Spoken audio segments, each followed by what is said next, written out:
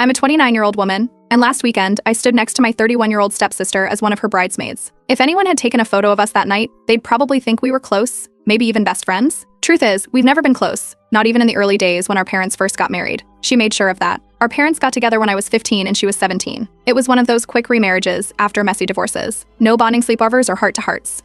From the start, she told people we were family by technicality. I was the quiet kid who liked video games and math. She was into fashion and attention. Our lives moved in different directions, and I think she liked it that way. Now she's a popular interior designer with a massive following online. Everything in her life is curated, white walls, matching gold accents, overpriced candles. Her Instagram looks like a catalog, and she treats it like one too. Meanwhile, I work in it and mostly keep to myself. I make good money, own my condo, and enjoy my life. But according to Kelsey, I've always been the odd one out. She's never said it directly, but the way she talks about aesthetic and vibes makes it clear I don't fit hers. At first, I brushed it off. I thought maybe she was just being superficial, maybe she'd grow out of it. But every year, there was a new comment, a new backhanded compliment. She once told me I had engineer energy while we were at a family party, then laughed like it was some huge inside joke. I didn't even respond. I'd gotten used to her digs by then. The rehearsal dinner changed everything. It was held at a vineyard, the kind with tiny lights wrapped around every tree, and overpriced finger food served on wooden trays.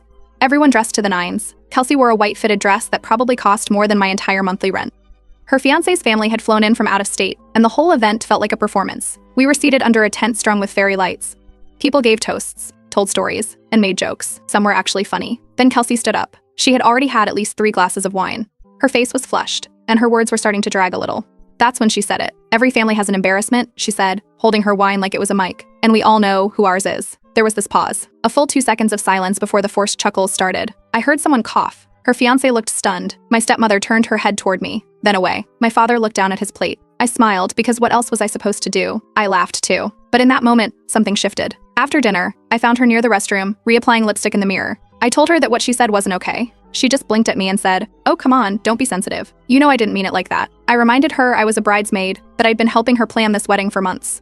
She just shrugged and said it was all a joke, that I needed to relax. Then she walked off before I could say anything else. That's when I knew I was done. I hadn't even wanted to be in the wedding. Kelsey didn't ask me directly. Our parents basically guilt-tripped me into it. I handled transportation for her elderly relatives, booked a last-minute shuttle when one company canceled, covered the missing share for her bachelorette weekend when one of her friends bailed. And still, she treated me like a charity case she didn't ask for. Her wedding had to be flawless. Every table setting, every photo angle, every guest outfit, curated and approved. She had a Google Doc for preferred tones and dresses. She made her bridesmaids wear muted pastels, said bold colors would disrupt the visual flow.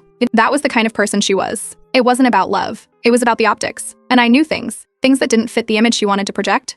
I knew her fiancé's family leaned conservative and probably wouldn't love some of the not-so-subtle jokes she had in her vows. I knew she once called his mother an off-brand Etsy craft witch after a brunch. I knew her